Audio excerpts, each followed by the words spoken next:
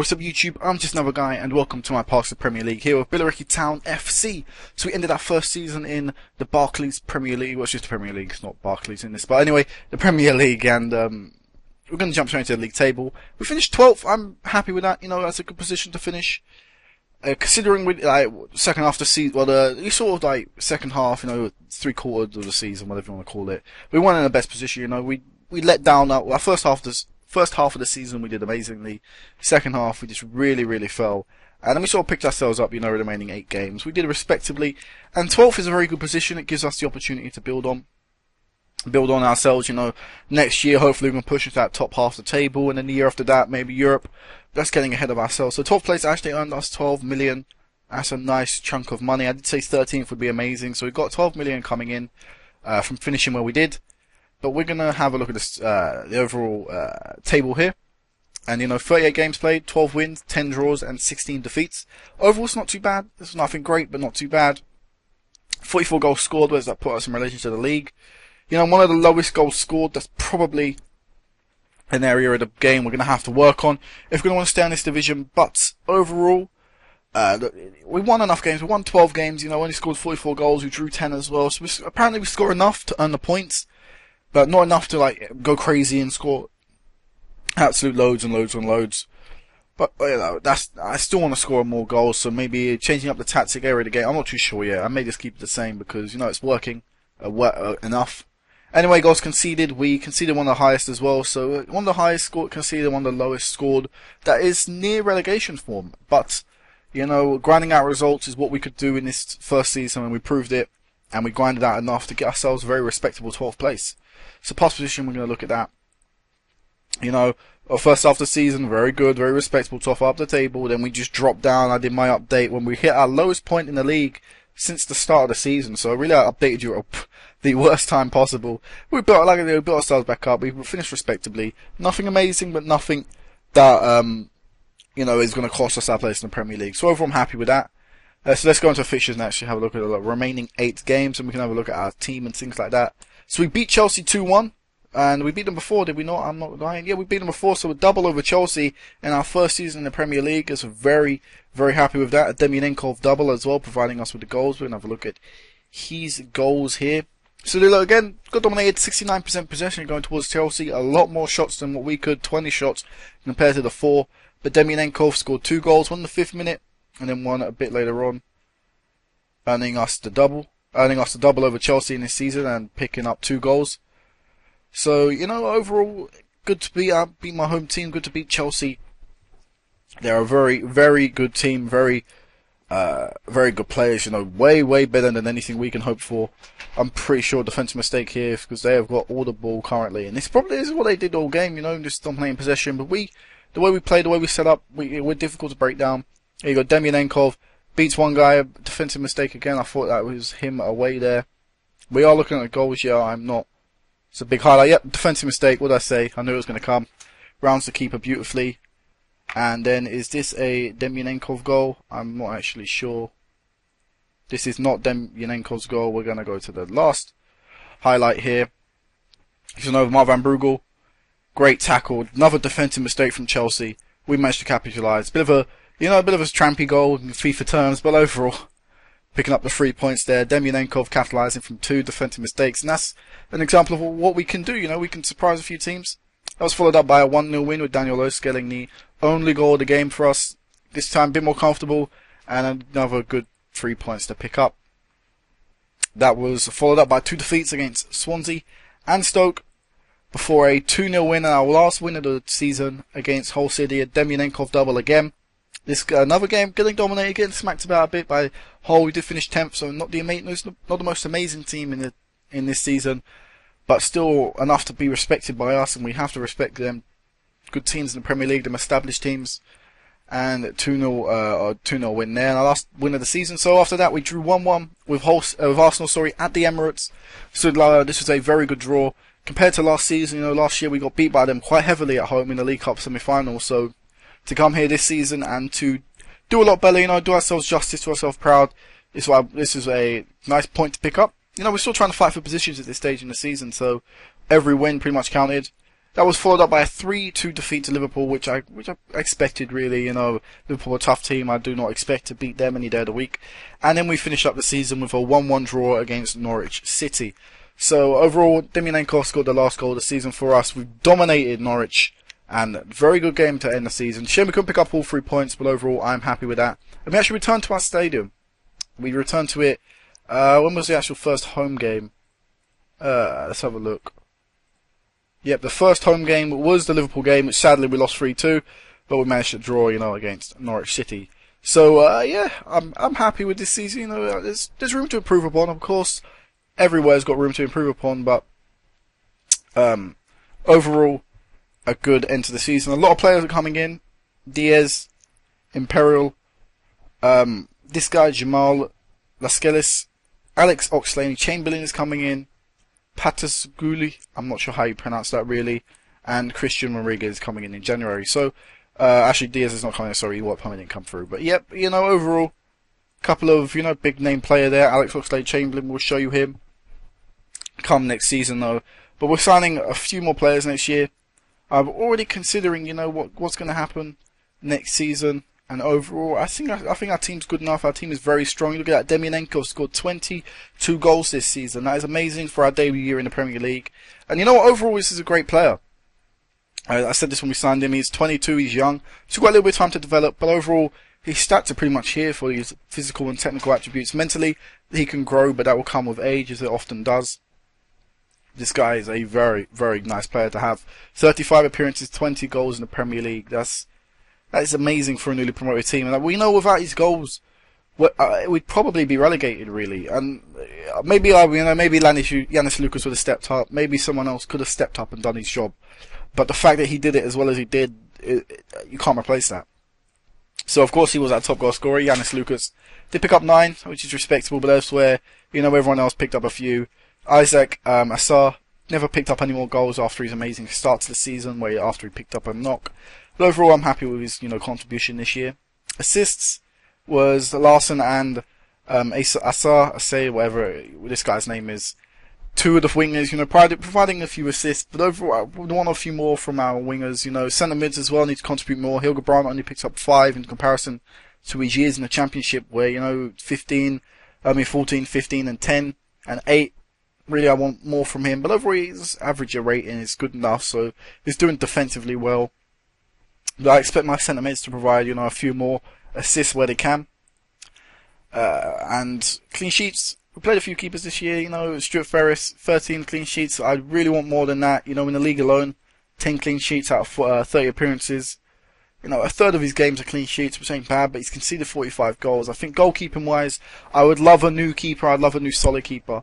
And, of course, we're going to look into trying to get one of them for the future.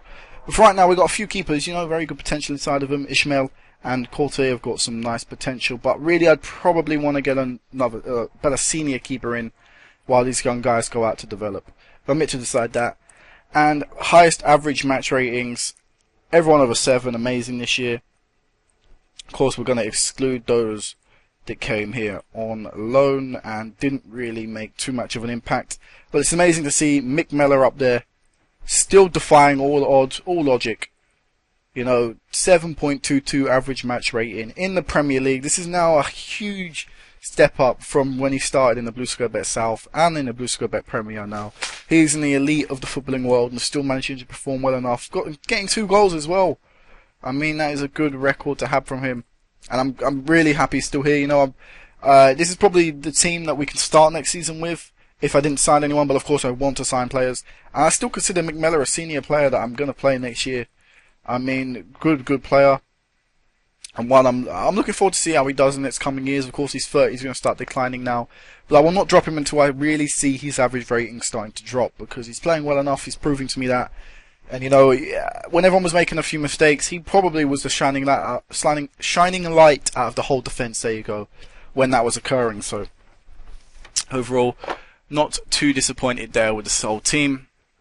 I'd probably, I didn't actually do this, but if I were to award, you know, a Player of the Year, it would probably go to Andre Bruno. You know, solid in midfield, 7.4 average match rating, played 33 games. I don't know, it'd be hard, you know, Andre Bruno, Mick Mellor. I wouldn't offer it to Samsonov. You know, he made a few mistakes come mid-season, and I'm not happy with that. You know what? I'll give it to him. Demyanenkov, 22 goals in the league in all competitions, 20 in the league alone. It's hard to replace. Where did he actually place? Actually, come stat. We'll have a look at the stats in a second, but I want to go through the tactic. So you know, we're still playing 4-3-3 counter with our same old people. You know, more aggressive tackling, closing down press, more man marking. Nothing's really changed. We don't play offsides. I do not like playing offsides. I feel our defense is too slow to play that. You know, if we play offsides and we get caught out, it's an easy goal, and I do not want to give goals away in the Premier League if I can try and avoid it. You know. But you know, we're going to stats now and awards. So, player of the month, I doubt we got any there. Van Brugel did, but not our one, sadly. Golden Glove, of course we're not going to be in that. Jim Lawless, you know, Arsenal, Man U, Swansea keeper, Japanese keeper. That's surprising. I mean, you don't see many Japanese keepers in the Premier League. You don't see many Asian people in the Premier League as it is. So, you know, Football Manager seemed to see an Asian invasion in a way of Premier League players. So I've seen quite a few Asian players and Asian names in and around the league. Goal of the month, I probably didn't get any in there. Demyanenkov came second in December, but we didn't win any. If we won some other course, I'd go look at the goal. Goal of the season, we're not going to get that. Manager of the month, did we get any? No, Pep Guardiola did, and you know, Roberto Mancini, Chris Powell, Gianfranco Zola, Roberto Martinez, Di Matteo, Eddie Howe. You know, a lot of them, them key names, and you know, often the names you see in real life, you know, Pep Guardiola, Roberto Mancini. You see Gianfranco Zola maybe being a future Premier League manager in real life now. Well, I do anyway, personally. But Manager of the Year, Pep Guardiola, Eddie Howe, and Roberto Mancini. So Robert. We didn't get Player of the Month, we already knew that. Player of the Year went to Joshua Turner, the old centre-mid, Scottish legend, really, in this game. An absolutely amazing player for Man U. For anyone, really, in the world. Players Team of the Year, we didn't get any in that. I really want to see how our striker did in comparison to the rest of the league. You know, and for the goals scored, 20 goals in a league season is a lot. I doubt many people would make too much of an impact on that. But look, Ortega, our ex-player, gets third in Young Player of the Season. It's amazing to see. What's his value at now? 11.75 million. If we could have held on for him for one more season and got promoted with him, his value would have been so much more, and we could have sold him for so much. But you just have to move on, you know, with them things. Top goal scorer, 31 goals, 29 goals, 24 goals. I'm guessing he come in the top 10, you know, for goal scorers. Young Player of the Month, we didn't get any in that. But we're going to actually look at stats and have a look at some things. So, we're going to player stats. West Ham. We're going to player stats and see how our player did. So Mick Mellor made played in every Premier League game this season. That's shown us how much I value him, you know, how much of a rock he is in our team, that I play him in every single game this season. Goals is what I was looking at, though. There you go. Goals. Demyanenkov came 5th in top goal scorers. What is his value, actually? I didn't really look at that. 4.7 million. Really? I mean, he's just come 5th in the best league in Europe. Probably the world. You know, best league in Europe. I'm saying that officially as the continental reputation, but... And he's come 5th. I mean, that is really bizarre. I really wouldn't see that happening in real life. He'd be one of the hottest rated players in the league right now, so... I don't know, maybe his value will update later on. But amazing to have someone to finish as low as we did in the top goal scorers list. It's very, very good. So look at average attendance. You know, we're the bigger stadium this year than we can actually facilitate now. Our current stadium facilities are 11,874. It's currently reduced by 625. So really, that would be about 12,000 or so. I think so, maybe 12,500 or something like that. And the planned expansion is to get an additional 3,000 seats put in there. But overall, we've got like a 12,000 odd capacity stadium right now. And we average an attendance, a highest ever average attendance of 15,000 this season. So it's amazing for us. What did we do by capacity? You know, we didn't even fill it by capacity. 72%, sorry. Because really we're not at home, really. So of course our fans aren't going to be there, but we need to start filling that out a bit more. How many sellouts did we have, if any? I doubt we had any sellout, really. We had, what was that, 2? We had 2. That's not too bad. But I expect to see that jump up next season. And of course, the interesting thing is our salary per annum. We're obviously going to spend near to nothing in comparison to the rest of the league. 163 million Manchester United spend. 15.63 million Billericay spend on their wages. You could buy our whole team's wages. What I'm pretty sure someone brought on a player this year. 35 million for a player. Manchester United spent 35 million on Karol Kushinek or whatever his name is this season, and that is probably enough to buy our whole squad. That's is stupidly crazy how small and how little we spend on wages in comparison to the rest. And really, we just managed to do it. You know, we probably can't even fund the wage we're on. Financially, you know, we're on the up. But if we want to grow as a team, we're going to have to try and grow our wage bill, you know, and spend our money and try and buy players and hopefully develop our youngsters up into future players. You know, I've been keeping an eye on the likes of Brian Donnell. You know, he needs to develop, he needs to get game time, and I'm considering that coming next season and things like that. So I think that's it. I mean, I don't think we've got any boardroom promises really coming through. We've got our training facilities, which should be finished by the 1st of the 1st, but that's been delayed back. So I doubt that's true because it was actually meant to be completed before that. Same with the youth facilities. I think they've been held while our expanded stadium is being built and things like that. I mean, it says in progress, but really I've never seen them normally take as long as it will expect it to take, you know, 6 months, really. Although we do rent our youth facilities, so we have to build some, let alone improve them. But this is going to be it for now, guys. You know, first season in the Premier League, a good season overall. You know, it could be better, it could have been a lot better looking at the first half of the season. But you can't complain when you're new to the league, and you really just have to take what you can get. At least we didn't get relegated, and you know, at least we've got a good young squad here. We've got a squad that we can build on. A lot of youngsters in and around the squad. So until next time, guys, until the start of the next season, we'll have about 9-10 games to go through, plus transfers, and hopefully we can be quite high in the Premier League. You know, hopefully we can be in and around mid-table like we were at the start of last season. Until then, peace out.